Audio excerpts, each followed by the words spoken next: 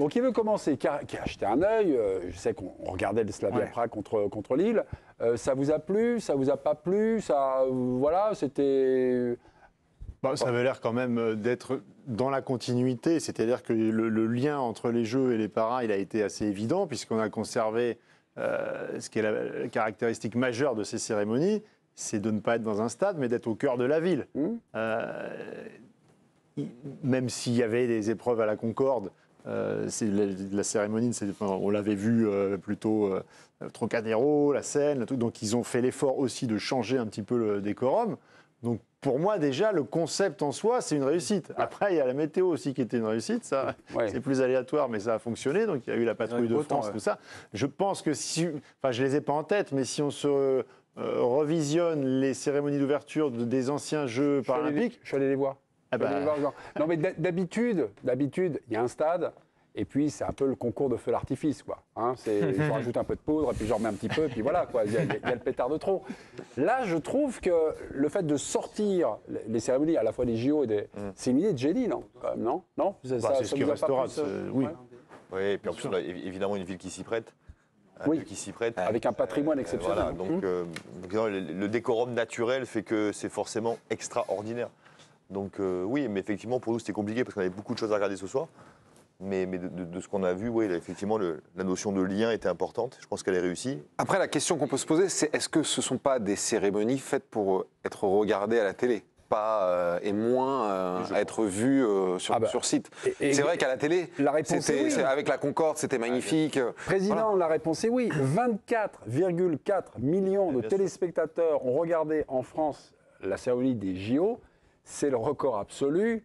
Jamais un programme télévisé, à part un moment l'équipe du soir, on a eu un pic comme ça, mais à part l'équipe du soir, un programme télé, non, on avait été regardé. Non, évidemment, je plaisante. C'est un programme de télé. Bien sûr. C'est un programme de télé. Et ce sont des cérémonies qui sont construites pour la télé.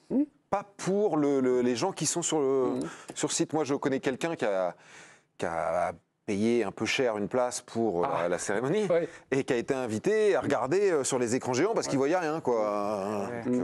En début de semaine, Amélie Oudéa-Castéra, vous connaissez Amélie Oudéa-Castéra? La ministre maintenant... Démissionnaire. La ministre démissionnaire. Des Sports, mais elle est venue ici, non? Oui. Elle est venue. Elle s'est rebaignée dans la Seine? Non, Anne Hidalgo s'est rebaignée. Laissez-moi faire mon métier, mon cher Devon.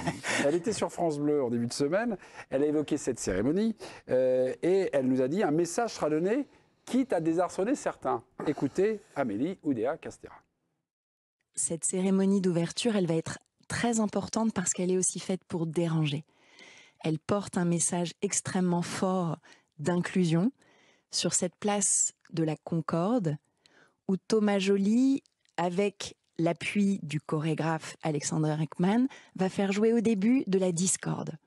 Donc on va passer de cette discorde à la Concorde avec 500 artistes au total, dont 150 danseurs, une bonne partie d'entre eux qui sont des danseurs en situation de handicap absolument époustouflants.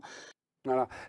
Depuis le début, et je ne travaillais pas lorsqu'il y avait la cérémonie des JO, mais j'ai vu des petites choses passer, des gens qui n'étaient pas d'accord, les faits de faire passer des messages, des choses comme ça. La bis repetita pour éventuellement avoir une meilleure sensibilisation sur le handicap. Est-ce que c'est le rôle, justement, d'une cérémonie d'ouverture? Ça a souvent été traversé, ces débats-là, et notamment avec des gens qui ont observé la cérémonie d'ouverture des JO, et à l'étranger aussi. Parfois, ça a été mal perçu. Les Français, encore des donneurs de leçons, des choses comme ça. Voilà. Moi, j'aime bien ce côté-là parce que pour le coup, c'est assez fidèle à ce qu'est la France. Et c'est quelque chose de très français de faire ça, d'être créatif et d'être libre et de pouvoir se permettre de faire beaucoup de choses. Donc ça, à ce titre-là, les deux cérémonies, à mon sens, ont été une grande réussite. Et c'est bien de le faire. Et c'est des choses qui ont marqué le monde entier. Donc ça... Moi, je trouve que c'est plutôt fantastique d'avoir cette liberté-là et de pouvoir le faire. Alexis Anquincan, qui est un sportif paralympique, s'exprimait aujourd'hui sur le site L'Équipe et nous parle à la fois de cette cérémonie, mais à la fois également de ce qui restera de ces Jeux paralympiques. Le public va prendre un coup de prothèse dans les fesses, il y a le sens de la formule. Je pense honnêtement que ces Jeux vont être un accélérateur incroyable, une opportunité unique de gagner peut-être 10 ou 20 ans sur l'acceptation de la différence au sens large du thème. Est-ce que c'est le rôle des Jeux paralympiques, ça? Ça a été le cas long. Pour les personnes Ah, vas-y, dites-moi, Oui, racontez-moi, parce que moi, comme j'avais été là-bas, on avait suivi après ce qui s'était passé, et la condition des personnes handicapées en Angleterre après les JO de Londres avait été améliorée de manière exponentielle et très rapidement. Mais c'est quoi? C'est les travaux? C'est sur l'urbanisme? C'était l'accessibilité. Oui, l'accessibilité. Il n'y avait pas assez de métro pour tout le monde, il y avait des services de taxi moins chers pour les personnes en situation de handicap. Il y avait, juste après les Paralympiques de Londres, il y avait eu des tas de programmes mis très vite en place. Pardon, mais moi, j'entends pas d'effet d'annonce. Enfin, j'entends des annonces, j'entends des objectifs à remplir ou des quêtes pour changer les mentalités, mais j'entends pas tout ça. Est-ce que ça marche? Ça a marché. Alors, est-ce que ça marchera chez nous?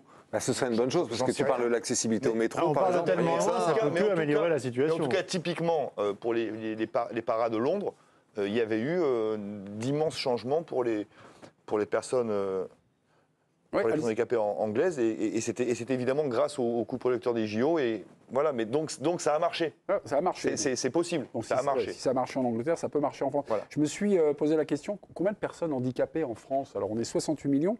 Il y a un chiffre du ministère de la Santé qui a été publié en 2021. 6,8 millions de personnes de plus de 15 ans souffrent d'un handicap. Alors, d'un handicap d'une mobilité réduite, une altération cognitive. Enfin, voilà, 6,8, ça concerne quand même, c'est 10%, beaucoup. Bah, c'est 10% de la population sur 68.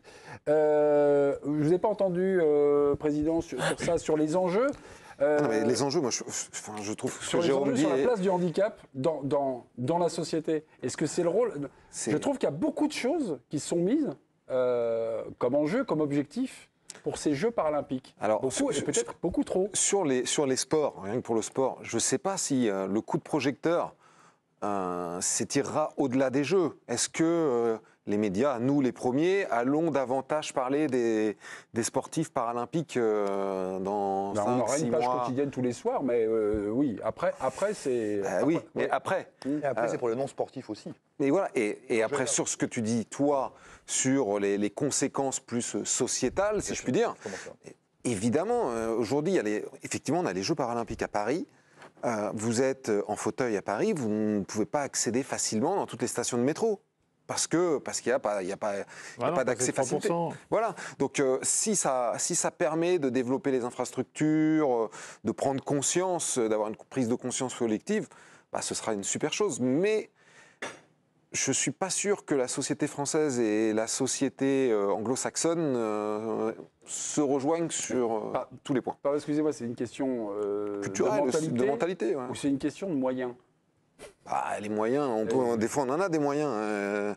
On arrive à trouver des moyens pour la ligue de foot professionnelle. On peut en trouver pour le sport pour nettoyer la scène un peu olympique. Par exemple. Non, mais quand ils veulent, il y a des moyens. Mais moi, quand j'écoute Damien, ça me fait aussi penser à Florent Manodou qui avait pris la parole après les Jeux, parce que c'était avant les Jeux Olympiques, il avait dit la France n'est pas un pays de sport, et c'est des propos qui avaient fait énormément polémique. Et là, donc, il y a eu évidemment un succès énorme des Français dans les Jeux, mais il était déjà en train de tirer la sonnette d'alarme en disant attention, ok, ça a marché, etc. Mais pour la condition du sport en France, on est encore très très loin pour les infrastructures, pour plein de sports, pour le développement. Donc ça serait formidable pour les personnes en situation de handicap, évidemment que la ville de Paris derrière bouge et fasse... Mais déjà pour les valides, c'est pas gagné. Bah déjà, mais là je parle juste... pour les valides. Hein. Mais oui, je parlais du coup de projecteur des JO sur le sport en France. Beaucoup se sont enflammés. Je pense qu'on pourra en reparler dans 6 mois, puisque même Florent Manodou tirait déjà la sonnette d'alarme. On en parlera demain, puisque Jérémy, vous avez fait une projection. Alors, petite projection sur les chances de médaille demain. Alors, pour la France. Hein. Il y en a 4 des chances de médaille, mais il y a même une chance de médaille d'or pour Alex Portal, c'est en natation.